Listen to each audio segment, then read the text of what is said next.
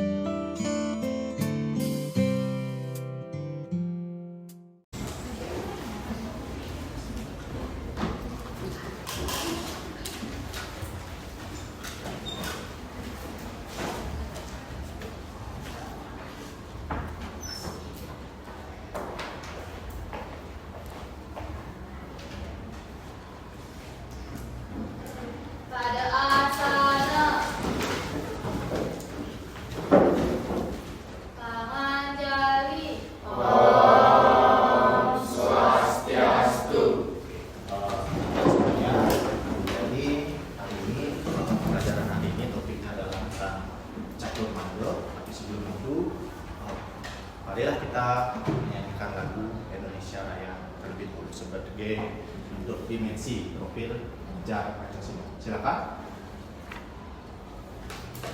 Yuk ke depan. Semuanya tolong berdiri.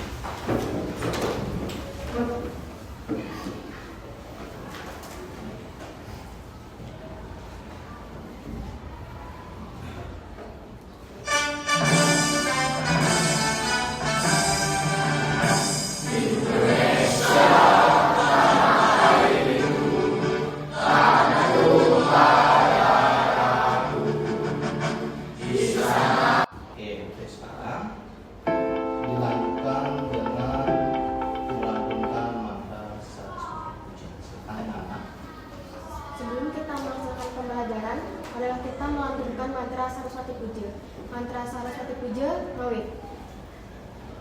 Om Saraswati Namastubhya Varade.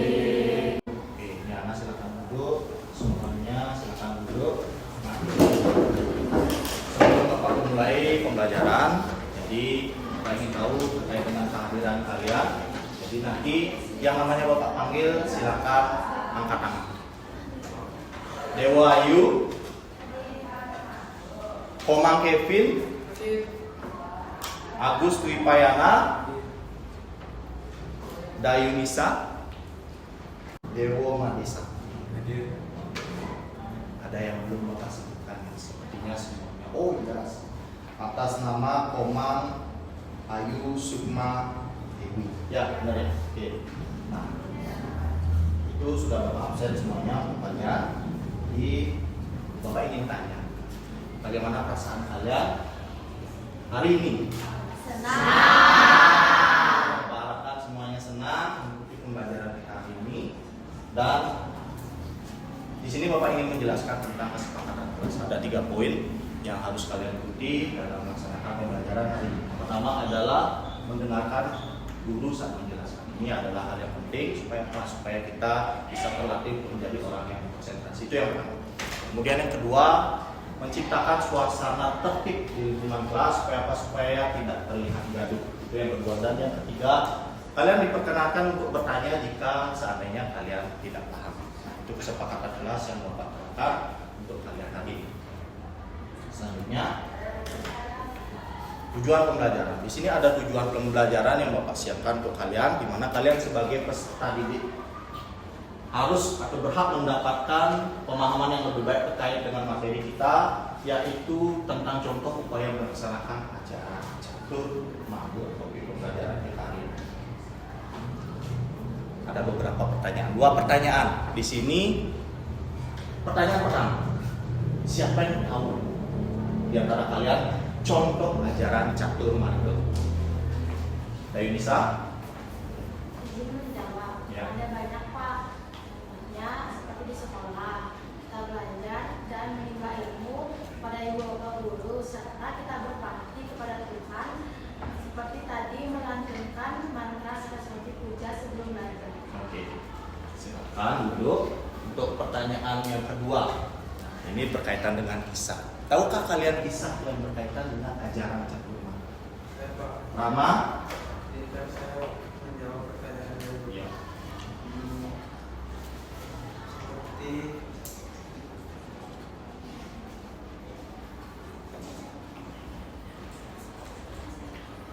Seperti yang saya pernah mendengar cerita tentang Bandawaya Moksa yang berkaitan dengan ajaran ini Pak. Oke, silakan duduk. Rama, nah, itu adalah 2 pertanyaan pemantik yang dimana sudah dijawab oleh kedua teman kalian.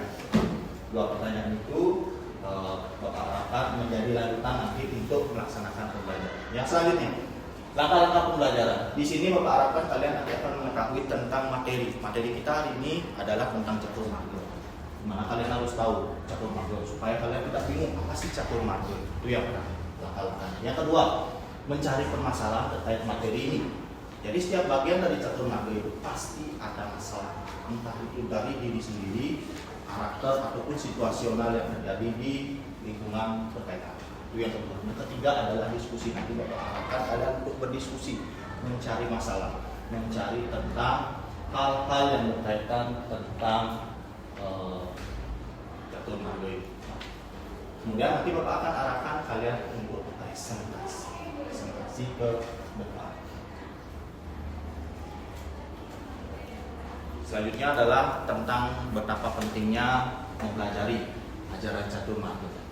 Bagi yang belum tahu, catur marga itu merupakan ajaran yang dimana manusia itu diajarkan untuk hidup menjadi orang yang seimbang. Seimbang itu dalam artian antara pengetahuan, seimbang antara pengetahuan, seimbang antara perbuatan, seimbang antara pengabdian, dan seimbang antara pengendalian diri. Supaya apa? Supaya kita bisa mencapai kebahagiaan sejati dan bersama. Contohnya ada contoh ringannya seperti gotong royong yang dimana termasuk ke dalam bagian dari bakti marga, dimana kita diajarkan untuk berbuat terkait dengan ajaran catur marga. Itu pentingnya mempelajari ajaran catur marga. Bagi yang mungkin masih lupa bagian catur marga itu ada berapa sih? Ada 4. Yang pertama ada yang disebut dengan bakti marga. Bakti itu artinya adalah pengabdian, marga itu adalah jalan. Jadi bakti marga merupakan jalan pengabdian. Itu yang pertama. Kemudian yang kedua ada yang disebut dengan karma marga. Karma itu adalah perbuatan. Si perbuatan, marga itu adalah jalan. Jadi karma marga merupakan jalan perbuatan. Terus yang ketiga ada yang disebut dengan jenano marga. Jenano marga itu adalah pengetahuan. Yaitu pengetahuan, marga itu adalah jalan. Jadi jenano marga merupakan jalan pengetahuan. Dan yang terakhir adalah yoga marga. Yoga itu merupakan pengendalian diri, pengendalian pikiran, pengendalian emosi. Marga itu adalah jalan, sehingga yoga marga itu berarti jalan pengendalian diri.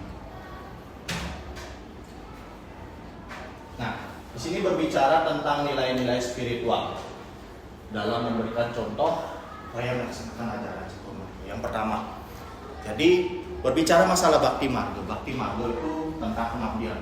Pengabdian pasti dilakukan secara tulus, secara cinta kasih, secara pengabdian. Apalagi berbicara masalah Tuhan, Tuhan umat itu adalah Ida Sang Hyang Widi Wasa. Jadi bakti marga ini upaya melaksanakannya adalah dilakukan dengan cara yang tulus, dilakukan dengan cara cinta kasih, ikhlas, apalagi merujuk pada Ida Sang Hyang Widi Wasa itu untuk bakti marga. Kemudian yang kedua, karma marga. Karma marga itu adalah perbuatan, di mana perbuatan itu pasti dilakukan atas dasar tertentu. Jika berbicara masalah upaya melaksanakannya, karma marga itu bisa dilakukan dengan cara keikhlasan, dengan cara tanggung jawab, dengan cara yang tidak mengharapkan imbalan atau tidak pamrih dan kerja tanpa mengharap timbalan atau kerja kata manggil itu karmo marga. Kemudian yang ketiga ada yang disebut dengan jenano marga. Jenano marga itu adalah jalan pengetahuan. Jalan pengetahuan yang bisa menimbulkan berbagai macam perspektif seperti perbuatan, kebijaksanaan, kebenaran dan kesadaran diri juga termasuk di dalam jenano marga. Dan yang terakhir adalah yoga marga. Yoga marga itu adalah di mana kita bisa mengajarkan diri kita untuk menjadi orang yang terkendali, orang yang tenang, orang yang bisa mengendalikan diri kita, mengendalikan pikiran, mengendalikan emosi di dalam yoga marga. Sekarang kita berbicara tentang nilai sosial. Tadi kita sudah berbicara tentang nilai-nilai spiritual. Kalau nilai sosial dalam melaksanakan ajaran catur marga ini juga ada 4 sesuai dengan bagian. Yang pertama adalah bakti marga, nilai sosial. Kita diajarkan untuk mengajarkan rasa kasih sayang. Kita diajarkan untuk mengajarkan rasa kepedulian, rasa empati kepada orang lain sesama manusia. Itu bakti marga. Terus yang kedua, dalam karma marga kita diajarkan untuk sebagai semangat kerjasama, gotong royong, dan juga kita diajarkan untuk bertanggung jawab serta ikhlas dalam membantu orang lain. Yang ketiga, jenana marga. Jenana marga ini adalah pengetahuan yang bisa menimbulkan rasa kebenaran, kebijaksanaan. Kita diajarkan untuk menumbuhkan rasa kebijaksanaan, saling menghargai pendapat, dan berpikir secara terbuka. Itu jenana marga. Dan yang terakhir, yoga marga. Yoga marga ini kita diajarkan untuk menumbuhkan kesabaran, menumbuhkan rasa pengendalian diri, menumbuhkan rasa pengendalian emosi, dan hidup secara damai, serta mampu berinteraksi dengan orang lain tanpa kita harus memikirkan hal-hal yang bersifat negatif. Itu nilai-nilai. Berkaitan dengan pembelajaran, tema kurikulum hari ini adalah dimensi profil pelajar Pancasila. Yang pertama adalah beriman. Pak, beriman itu ada kaitannya dengan catur marga? Ada. Dalam beriman, bertakwa kepada Tuhan, di sana termasuk ke dalam bagian bakti marga. Nah, itu beriman. Terus yang kedua, mandiri. Mandiri termasuk ke dalam bagian dari jenana marga. Jenana marga, pengetahuan kita diajarkan untuk bisa berpikir secara mandiri dan bijaksana. Terus yang ketiga, bergotong royong termasuk ke dalam bagian mana, Pak? Bergotong royong termasuk ke dalam bagian dari karma marga, karena kita diajarkan untuk berbuat, melakukan sesuatu tanpa rasa pamrih. Itu gotong royong. Terus selanjutnya bernalar. Bernalar ini termasuk ke dalam bagian ajaran yang berkaitan dengan jenana marga, karena diajarkan untuk berpikir, pengetahuan, serta kreatif. Kreatif juga termasuk ke dalam bagian dari catur marga pada bagian bakti marga, di mana kita diajarkan untuk berpikir secara kreatif dan mengembangkan ide. Dan yang terakhir, berkebinekaan global. Jadi berkebinekaan global itu semuanya mencakup entah itu bakti marga, jenana marga, karma marga, dan juga yoga marga. Itu dimensi profil pelajar Pancasila yang berkaitan dengan ajaran catur marga. Bisa kalian perhatikan di sini ada contoh gambar yang dimana gambar ini menjelaskan tentang ajaran catur marga dalam kehidupan sehari-hari. Ada 3 konsep yang Bapak jelaskan. Yang pertama ada konsepnya di rumah, di sekolah, dan di lingkungan masyarakat. Yang di rumah berkaitan dengan bakti marga. Kalian semua punya orang tua. Kalian diajarkan untuk berbakti kepada orang tua kalian. Kalian tidak boleh melawan orang tua kalian. Jadi di sini secara visualisasinya gambarnya seperti ini. Itu jika di rumah. Lalu di sekolah gimana, Pak? Seperti tadi contohnya kalian melantunkan mantra Saraswati Puja, itu kalian laksanakan Trisandyo. Nah, ini adalah contoh upaya melaksanakan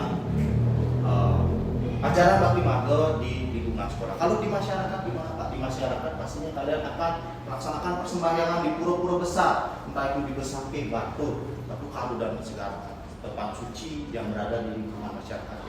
Itu adalah contoh upaya pelaksanaan. Kalian bisa lihat video ini seperti yang dikatakan oleh teman kalian lama tadi, tentang cerita para Pandawa menuju moksa dan kaitannya dengan ajaran catur marga. Bisa kalian tonton. Om Swastiastu. Kembali lagi bertemu dalam cerita terkait catur marga yoga. Pandawa masuk surga.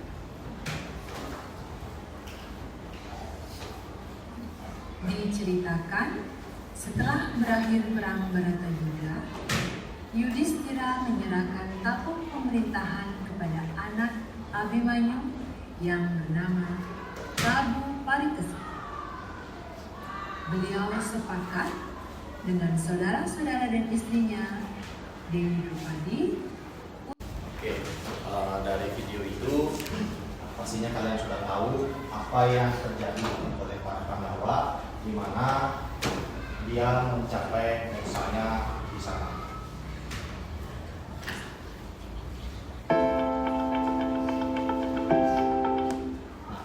Ada yang mungkin ingin memberikan tanggapan yang disinggung Bang Pipin?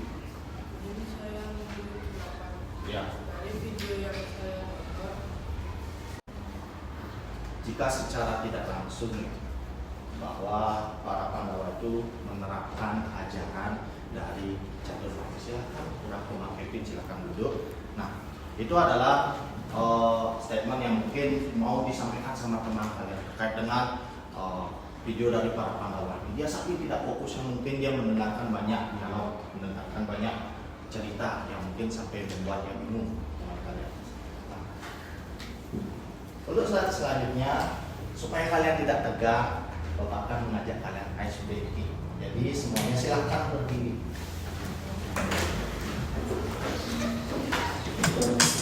Silakan ikuti ice breaking ini. Ya, silakan ikuti. Asik. Nah, lanjut yang kedua, sedikit yang kedua. Nah, kalian diarahkan untuk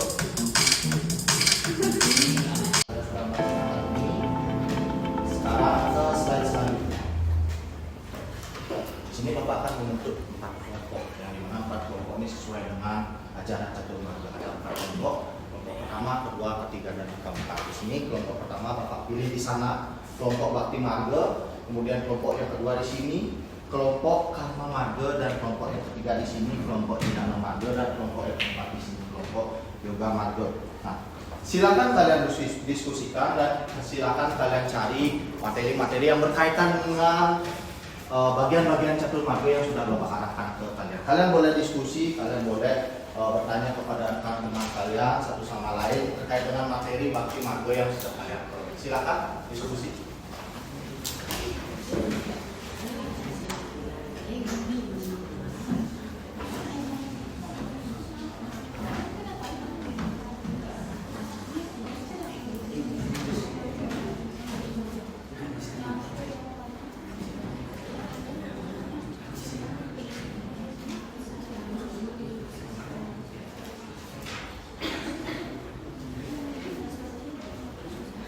Diskusinya Bapak kasih waktu kurang lebih 10 menit ya.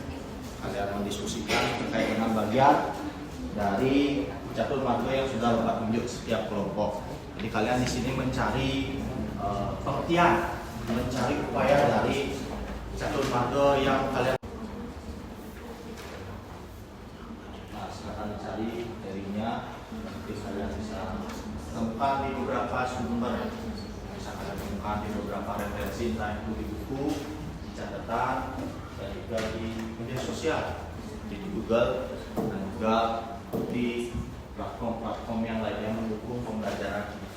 Jadi kalian bisa cari informasinya, kalian bisa baca di LKS juga, kalian juga baca terkait dengan pembelajaran ini apa saja yang sudah kalian dapat di dalam ruang lingkup kelompok kalian. Sambil kalian berdiskusi, pecahkan masalah dari setiap bagian itu. Masih ada nggak masalah terkait dengan ajaran Caturmarga dan kelompok yang kalian peroleh.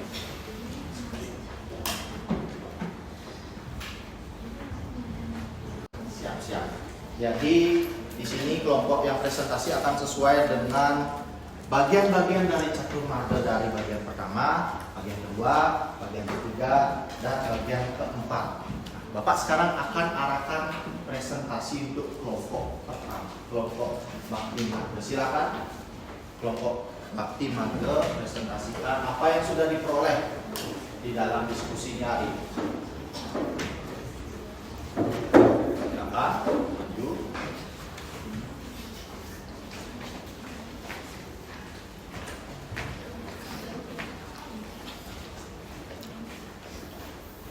Mungkin ada yang mau menjawab. Jadi hubungan bakti marga dan karma marga itu saling melengkapi. Bakti marga itu menekankan ketulusan hati, sedangkan karma marga itu menekankan perbuatan tanpa pamrih. Jika kalian melihat seseorang bekerja dengan hati penuh bakti, maka itu termasuk dua marga yang secara bersamaan. Terima kasih. Berikut adalah presentasi dari kelompok bakti marga. Silakan bisa diakhiri. Sekian dari presentasi kami kita dengan Karama Santi. Om Santi Santi Santi. Berikan aplaus teman kalian. Untuk memulai presentasi kami, izinkan kami memperkenalkan diri. Perkenalkan, nama saya Ida Putri Tatnasari, absen 14 di sebelah saya. Perkenalkan, nama saya Nining Putri Cinta Rahayu, absen 25 di sebelah saya. Perkenalkan, nama saya Nikola Mumalastari, absen 24 di sebelah saya. Perkenalkan, nama saya Nimadia Pratnya Pertandega, absen 47. Pengertian yoga marga akan dijelaskan oleh Cik. Apakah ada yang bertanya? Ya, ada yang ingin bertanya, silakan. Perkenalkan, nama saya Rama dari kelompok bakti marga. Izinkan saya bertanya. Pertanyaannya, apa hubungan yoga marga dengan tiga marga lainnya? Dengan tiga marga lainnya dalam ajaran satu marga. Ya, silakan. Yang mau menjawab kelompok dari yoga marga. Izinkan saya menjawab pertanyaan dari Rama. Yoga marga mengumpulkan bakti, karma, dan janana marga. Melalui yoga, seseorang menguatkan batin dan ketenangan pikiran sehingga mampu melakukan bakti dengan tulus, karma dengan ikhlas, dan janana dengan jernih. Sekian dari presentasi kami tutup dengan Parama Santi. Om Santi Santi Santi Om. Silakan tepuk tangan. Itu adalah presentasi dari keempat kelompok, dari kelompok bakti marga, karma marga, janana marga, dan yoga marga. Untuk sekarang Bapak akan memberikan kalian LKPD, jadi terkait dengan pelaksanaan dari pembelajaran kita hari ini. Bapak akan berikan ke setiap kelompok satu LKPD. Ya. Jadi untuk LKPD-nya silakan dikumpulkan. Bapak mulai mengambil dari kelompok yoga marga, akan dikumpulkan. Kemudian kelompok janana marga, kemudian kelompok karma marga, dan yang terakhir adalah kelompok dari bakti marga. Kita sudah masuk ke akhir pembelajaran. Jadi di sini sudah diskusi, dan sekarang sudah presentasi juga tadi, dan sudah kalian kerjakan LKPD-nya, dan sekarang adalah masuk ke fase refleksi. Jadi Bapak harap di sini kalian sudah mengetahui terkait dengan pembelajaran cakur marga, dan juga cakur marga itu kita diajarkan untuk mengabdikan diri, kita diajarkan untuk berbuat yang baik, kita diajarkan untuk menambah ilmu pengetahuan, dan kita diajarkan untuk mampu mengendalikan diri kita sesuai dengan bagian-bagian. Ada 4. Pertama bakti marga, yang kedua ada janana marga, ada karma marga, dan juga ada yoga marga. Itu adalah refleksi hari ini dari Bapak kepada kalian. Dan sekarang Bapak ingin mengarahkan satu orang, mungkin ada yang bisa memberikan kesimpulan. Ya, silakan Dewa Ayu. Jadi kesimpulan yang dari dapat untuk pembelajaran hari ini yaitu satu marga memberikan atau mengajarkan kita bahwa setiap manusia dapat menempuh jalan yang sesuai dengan sifat dan kemampuannya masing-masing. Tepuk tangan dulu.